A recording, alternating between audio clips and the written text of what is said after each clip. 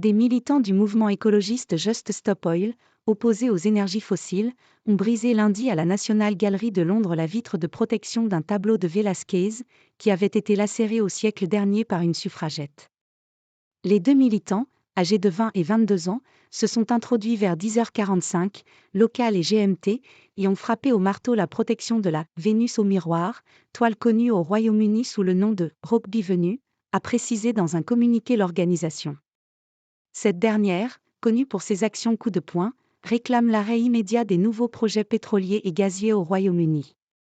Le tableau de Diego Velázquez visé, qui date du milieu du XVIIe siècle, est considéré comme l'unique nu restant du peintre espagnol.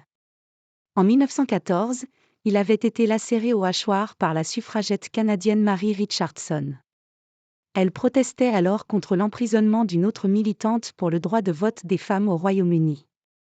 Les femmes n'ont pas eu le droit de vote par les urnes. L'heure n'est plus aux paroles mais aux actes, ont déclaré les militants après leur action, selon Just Stop Oil. La National Gallery a confirmé l'action, précisant avoir évacué les visiteurs de la salle et appelé la police, tandis que le tableau a été retiré pour être examiné par les conservateurs du musée. La police de Londres a indiqué avoir arrêté les deux militants pour dégradation.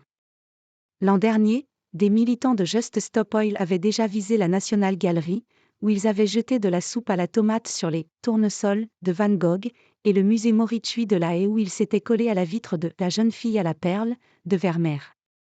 Dans les deux cas, les toiles étaient protégées par des vitres et n'avaient pas subi de dégâts. L'organisation s'en prend le plus souvent aux automobilistes en bloquant la circulation et s'est attiré l'hostilité du gouvernement conservateur britannique qui a durci la législation pour empêcher leurs actions.